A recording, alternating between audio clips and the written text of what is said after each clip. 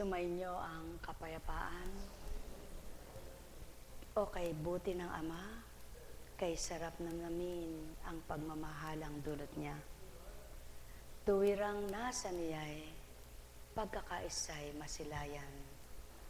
Kaya't kung papaano ninanamnam ng bawat nakadama kung sino siya at ano siya bilang tunay na magulang, Diyos na walang hanggan, patuloy na inyong kamtin.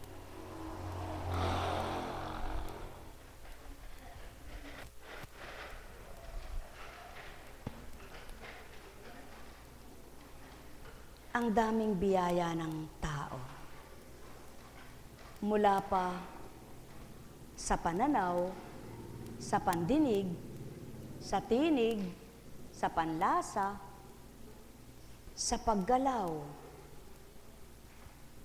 Ano pa ba ang binigay ng Ama?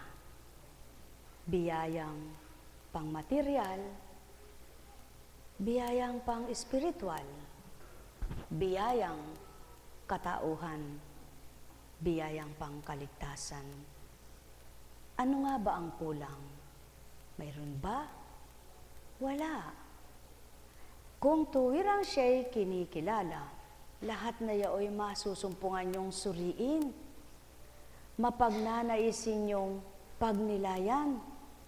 Kaya't habang pinagninilayan ninyo ang mga biyayang ito, at lalo tigit may mga biyaya pang higit pa sa nakakamtan ninyong mga bagay na sa mga kayamanang pangsanlibutan, di kaya kaaya-ayang patuloy mong sambahin sa katapatan ng Ama? O mga minamahal, paano nga kaya magiging lubos at ganap kung minsan makapagtatanong nga ang tao, bakit ganun ang ugali noon? Ano meron siya? Bakit kaya ganyan ang taong yan? Ano ang nasa katotohanan niya? Di bagat gayon ang tanong? Subalit, ilan kaya ang magtatanong, bakit kaya hindi ko madama ang Diyos? Sa kabila ng kanyang kabutihan, bakit hindi ko siya maramdaman? Ilan kaya ang magtatanong, sa kabila ng aking mga biyaya at pagpapalang ito, bakit hindi pa ako masyahan? Ilan kaya ang magtatanong, na bakit sa kabila ng pagmamahal ng Ama, bakit siya nalalapastangan ko pa? Sa aking maling ugali, sa aking pagkakaunawa na mali. Mga minamahal, panahon na ng pagninilay. Takda na ng pakikipagtotohanan. Pabilis ng pabilis ang panahon, paiksi naman ang paiksi ang buhay. Hindi baga kayo nagninilay? Masarap mangarap, oo. Subalit sa pangarap ay paglilimutin ang magbibigay ng pangarap. At sa pagpapangarap mong ginagawa sa iyong mga minamahal sa buhay, isabay na yung salitang, wag lang sa pangarap anak, doon ka maging matibay at magsumakit na ito'y kamtan, kundi pagsumikapan mong maging kalugod-lugod ka sa pananaw ng Ama. Marami na ang nakalasap ng iba't ibang lasa ng pagkain, iba't ibang lasa ng buhay, iba't ibang tinatamasa ng pagsubok sa buhay. Subalit ilan kaya ang nalasap ng ganap ang paghahari ng Ama at pagkatapos ay sinabing, ayaw ko nang mawalay pa. Mga mahal, kay buti ng Ama. Sa tuwin ay tantuin niyo ang kanyang kabutihan at patuloy niyang pakikita sa inyo, siya'y buhay at di patay. Siya ang Diyos na walang hanggan. Siya ang Diyos ng katotohanan at Diyos na nagbibigay buhay. Ang may pandinig ay nakarinig. Sumainyong kapayapaan, pagharian, kayong lubos. Nekkaramaniyahanam, nekkaramaniyahanam, nekkaramaniyahanam.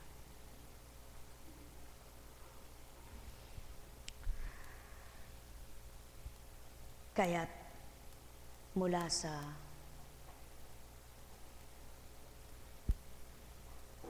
pagpapahayag ni Propeta Isaias, pinuspos ako ni Yahweh ng kanyang espiritu. Hinirang niya ako upang ang magandang balitay dalhin sa mahihirap. Pagalingin ang sugat ng puso, palayain ang mga bihag at bilanggo. Sinugo niya ako upang ibalita ngayoy panahon ng iligtas ni Yahweh yaong mga tao na hinirang niya. At buong lupigin, at upang lupigin lahat ang mga kaaway. Ako'y sinugo upang aliwin ang nangungulila. Upang ang tumatangis na mga taga-Siyon ay paligayahin. Sa halip ng lungkot, awit ng papuri yaong aawitin. Ang Diyos na si Yahweh, iingatan sila at kakalingain. Sila ay uunlad na parang halamang itinanim, at ang bawat isa ay pawang matuwid ang siyang gagawin. Sa kanyang ginawa, siya'y pupurihin. Mga minamahal, kumbaga sa isang padron ng isang mananahi na mula sa kanyang kater na tinatawag. Kapag nagkamali siya, sayang na yung ginupit na tela.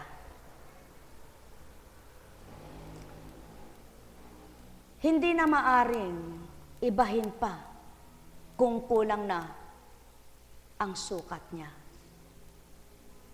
Maaring i-repair siya, ngunit hindi na magtatama. Iba na ang lalapatan niyon. Gayon din naman ang pattern o padron na ginawang halimbawa ng Ama sa mga anak niya. Ibinuhos ang lakas, pinuspos ng kabanalan, bagamat winangis sa katauhan upang sambitin sa lahat na maari pa lang ang tao'y magbago. Maari pa lang ang tao'y makasunod. Maari pa lang ang tao'y makagawa ng mabuti kung susundin lamang ang katotohanan. At ang bawat malilis siya sa kanyang isang tunay na halimbawa ay hindi na matatama sa kabanalan at katotohanan ng Ama. Kaya hindi maaring reperin tulad ng tela. Kaya huwag ihambing sa anumang bagay ang Espiritu ng Ama. Bagkus ipahigit siya sa bagay upang kapag tinamas at kinamta ng sino mang tumanggap ay mapahalagahang higit sa bagay at kanilang buhay. At siya unang pawang katotohanan, mga mahal. Kung batid niyo lamang kay sarap sa piling ng Espiritong Banal. Sumainyong kapayapaan, pagharian, kayong lubos. Sinisidlan ka ng lakas sa iyong kahinaan. Sinisidlan ka ng katatagan sa iyong karupukan. Binibigyan ka ng liwanag sa iyong kadiliman. Inaaliw ka sa iyong kalumbayan. Sa iyong kamangmangan sa katotohanan, sisidlan ka ng katalinuhan kaukulan. Sa iyong kawalang pangunawa, ikaw ay babahaginan. Sa iyong mga pangarap, isama mo lamang. Huwag mong iwalay, kalakip ang tagumpay. Sumainyong kapayapaan, pagharian kayo, mga minamahal ko. Alalaong baga, ang amay di man nasisilayan, subalit patuloy na gumaganap. Tumutupad, naghahanap, at nagmamahal. Nawa, masumpungan niyo lahat ang tunay at dapat, ang marapat at karapat dapat, na kung sinong magbibigay katuparan sa inyong mabuting adhikain sa buhay. Mahal na mahal ko kayo, tuwiran kong tinuturan, mahal na mahal ko kayo. Sumainyong kapayapaan, pagharian, kayong lubos. Nekkaramaniyahanam, nekkaramaniyahanam, nekkaramaniyahanam. Buhay ba ang Ama? Subukan ninyo, mga minamahal ko, anuman ang inyong ginagawa, huwag niyong sasamahan ng init ng ulo, matatapos kayong masaya. Subalit, kahit napakagaan, napakakaunti ng ginagawa nyo, at ang isip ninyo ay wala doon sa ginagawa nyo, kundi nag-aalab sa init ng ulo kayo, parang ang hirap-hirap ng ginagawa nyo. At parang kay tagal-tagal, hindi na natapos-tapos, mali ng mali. Ganyan din sa pananampalataya. Kung gagamitan mo ng init ng ulo, di mo masusumpungan ng totoo. Kay lakas ng ganti. Butiki man sumasamba. Nagpapatotoo sa tinuran. Sapagkat walang bagay na hindi nakikita ng Ama. Kaya't upang makita nyo lahat ang hinahanap nyo, upang lahat ay mailahad niya sa inyo, nang walang hirap at sakit kayo, unahin nyo siya. Buhay ba ang Ama? Buhay ba ang Ama? Kalakip niyon, sa hindi nyo namamalayan, binubulaga pa sa inyo. Hambing sa bagay na habang nagiinit ang ulo mo, yung pala'y nasa tabi mo lang, hindi mo makita-kita.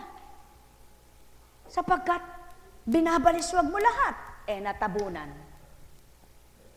Subalit kung mahinahon at marahan, saan ba kayong hindi mo makita? Kinalkal mo na, hinalukat mo pa, binaliswag mo pa, wala ka makita, tugutan mo, manalangin ka. Dumulog ka sa Ama. At kapag naging mahinahon ka, ibalik mo yung mga binaliswag mo, hinaluan mo, hinakot mo, binulat mo lahat, inisa-isa mo, nakapatong lang pala. Yaon ang salita ng Ama. Kung idadaan ninyo sa mabilis, parang dinadahas ninyong naiskamtin agad, di nyo mawawawa at mararamdaman ang kahulugan.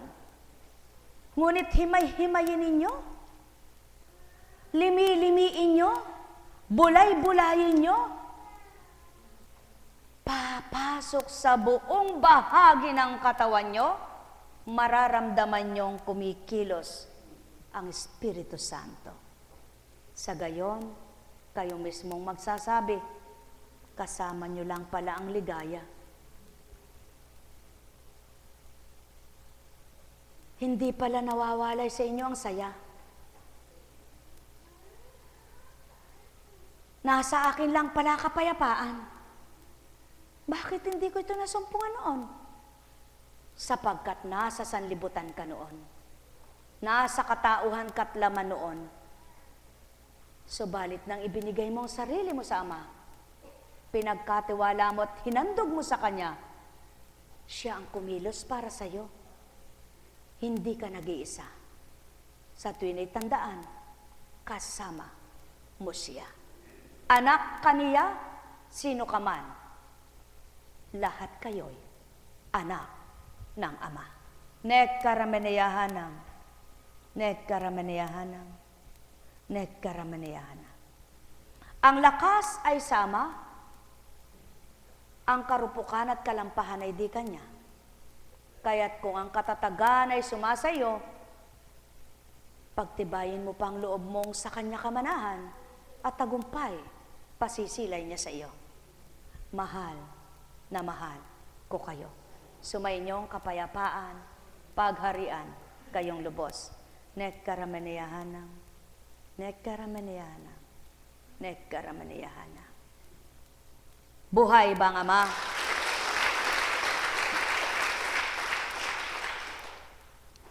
Habang naroroon ako sa isang may kaarawan na ang daming anak at nagkakatipon yung mga anak manugang at isa-isang nagsasalita,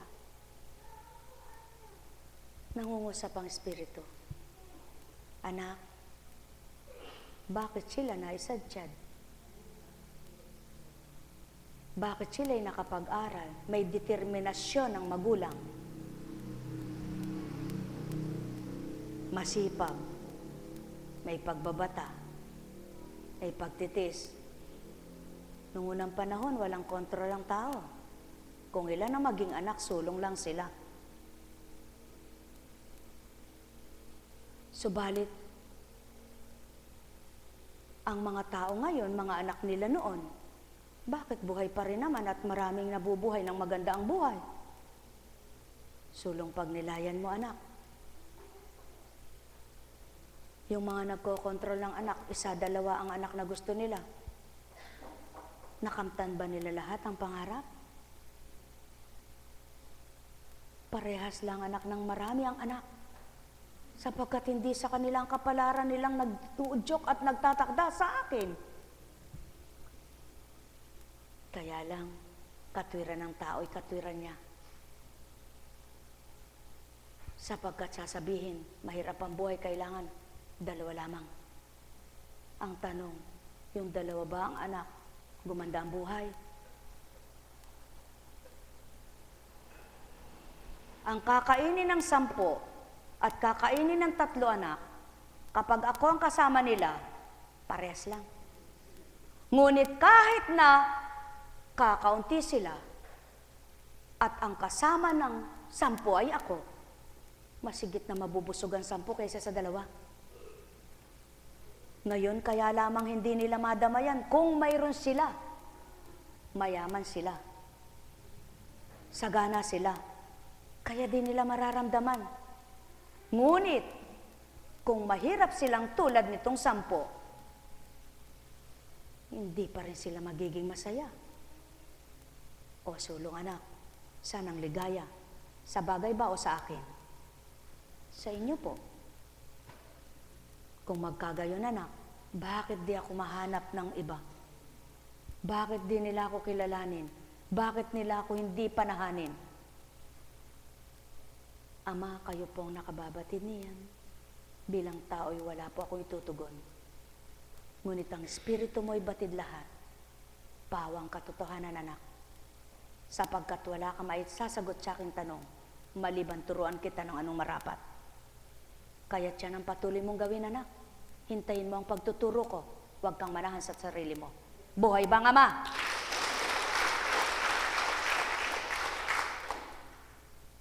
Tandaan mo, anak.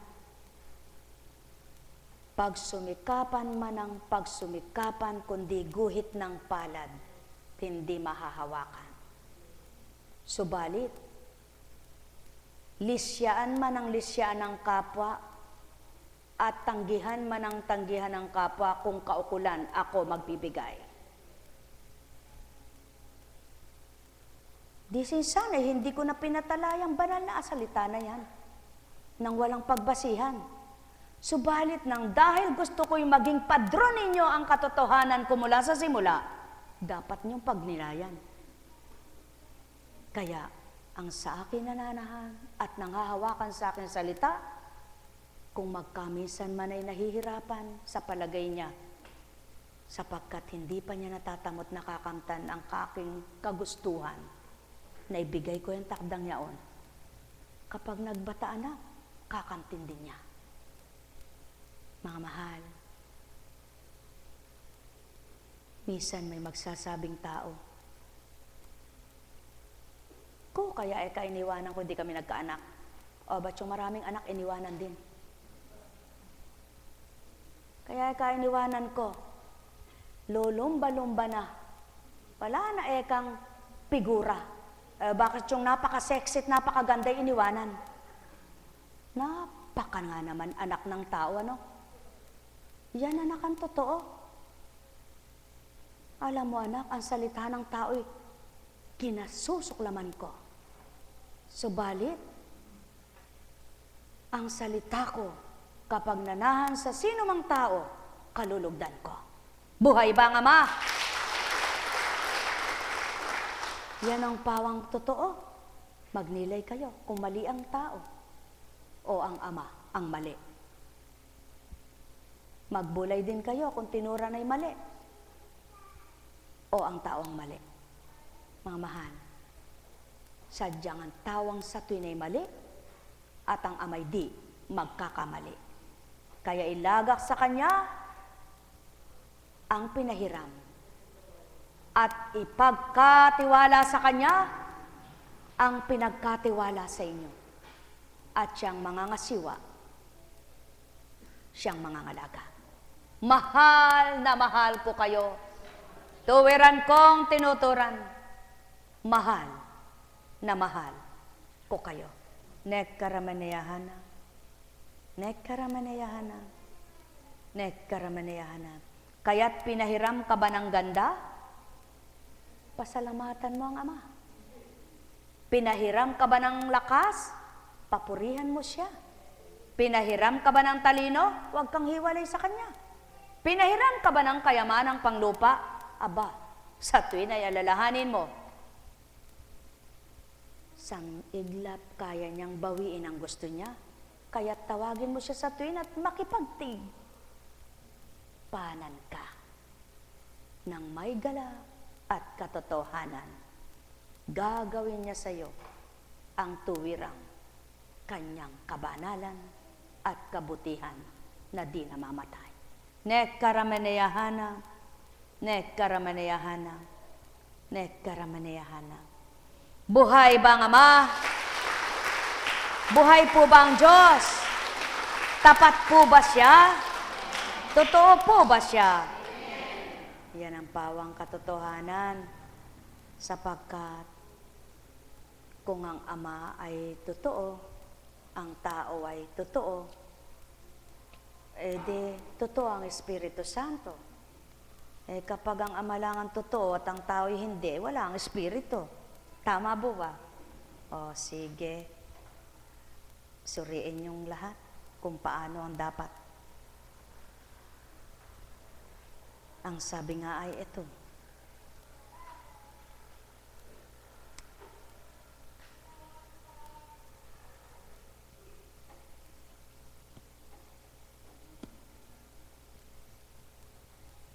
bakit bababasahin mo yan? Di bagat ang salita'y ako yan. At ang salita ko'y nabubuhay dahil sa taong tumatanggap at nakikipagtotoo. Kaya't baybayin mo man anak, iulat mo man sa kanilang lahat.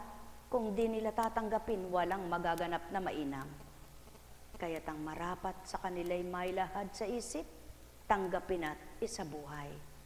Yaw ng patuto anak, kakamti nila ang marapat na mula sa akin. Ganap na ganap. Buhay ba ang Ama? Buhay po ba ang Diyos? Totoo po ba ang Diyos? Yan. Gusto niyo po bang mga tuto lahat? Pag-ukulan niyo po ng pansin. Huwag naman yung masyado kayong maghapon Pag naglaba hanggat hindi tapos. Pag namalansya hanggat hindi tapos. Sabi ng Kapampangan, sib-sib na nga na kapatutok nang.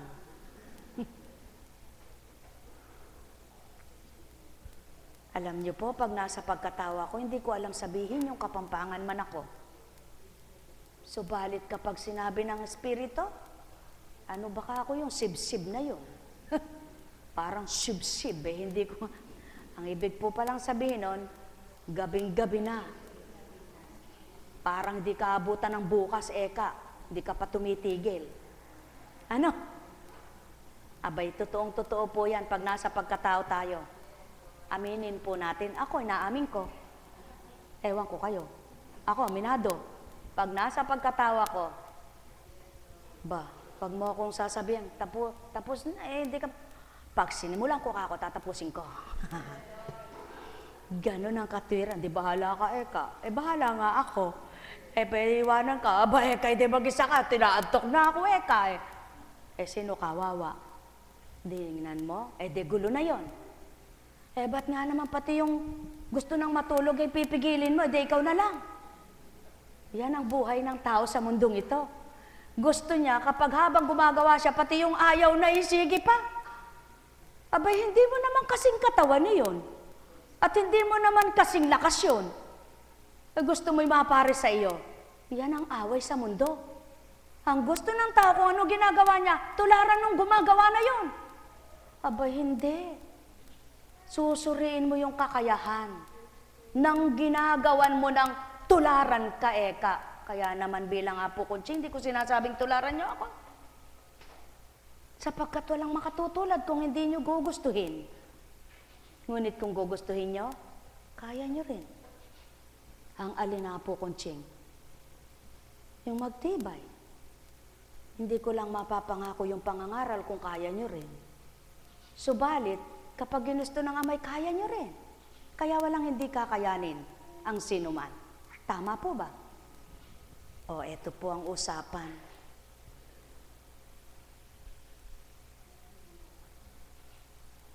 Laging handa kayo at magpakatatag sa inyong pananalig. Magpakatapang kayo at magpakatibay. Ang lahat ng ginagawa ninyo'y gawin nyo ring may pag-ibig. Yan ang pinakadapat. Sapagkat kapag ginagawa mong may galit, hindi matatama, hindi madadali, hindi magiging maganda, kundi sigurado, kundi bali-baliko, busalsal. Kasi salpak ka lang ng salpak kung ginaayos mo yung flower base. Bandang huli, baka tumao pa yung base, saka ka, Pero kahit hindi ka marunong, pinagsusumikapan mo, hawak mo yung bulaklak, tinitingnan mo't mataman mo, paano ko ba iaayos ito? May sentido común ka, may mata ka, gamitin mo, ilakip mo yung pagmamahal. Nang matapos kay ganda. Sapagkat, maging ang pagkain kapag niluluto mo'y mapaitang yung isip, mapaitang yung kalooban, nang lasapin ng kumakain, ano ba ekang lasa niyan? Para ekang kay pait. Paano mapait ang dibdib nung kumakain at saka nung nagluluto? Mga minamahal, kaya't ang salitang banal ay nilakipan ng pagmamahal. Ang nangusap, ang nangaral ay may pagmamahal. Kaya't ang mga nangungusap na may pagmamahal, ninanamnam nilang mainam. Buhay bang Ama? Kaya, naunawaan. Subalit, subukan mong makinig ng salitang banal at ang isip mo'y wala roon sa pinakikinggan mo. Ang puso mo'y nangingit-ngit, tingnan mo kung may matanggap ka. Narinig ng tenga mo, lumabas sa kaliwa. Narinig ng kaliwa, lumabas sa kanan. Kaya't walang natipon. Ni isang salita, walang natira. Tumapon lahat.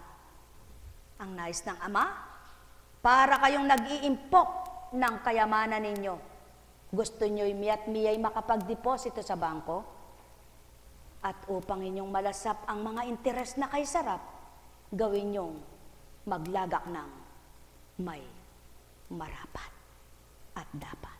Mga mahal, sumainyo ang kapayapaan. Ito ang huli sa katawa-tawa sa tao, ngunit sa amay kalugod-lugod, sa bukal na kalooban yung tinutupad. Kaya nawa, bukal sa kalooban ninyong namnamin ang mga aral niya at mataimtim ninyong gawing marapat ang panalangin at inyong panaligan at angkinin na may magaganap na mainam.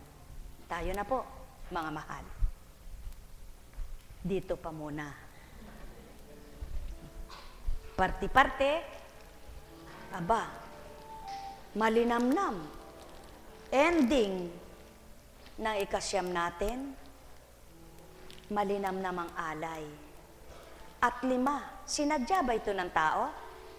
Hindi ito sinadya ng tao, sinadya ng Ama upang masambit sa inyo ang mensahe niyan.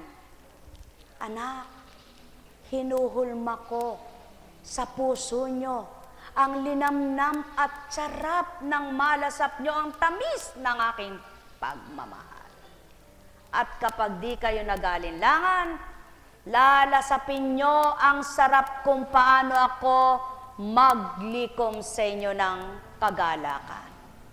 Upang ang inyong linamnam na nalasap maging linamnam ng inyong buhay. Parte-parte. Alam kong may magagawa ang Ama. Alam kong may magagawa ang Ama. Pagkat winika niya, parte-parte, manalig ka na. Bawat araw, ako sa inyo naghihintay. Alam kong di ringgin kayo ng Ama. Alam kong di ringgin kayo ng Ama. Pagkat winika niya, manalig ka na. Bawat araw, ako sa inyo'y may nakalaan. Mayroong magandang mangyayari sa inyo. Aking mga minamahal, mayroong magandang mangyayari sa inyo. Manalig, umangkin at tanggapin. Alam kong may magagawa ang Ama. Alam kong may magagawa ang Ama.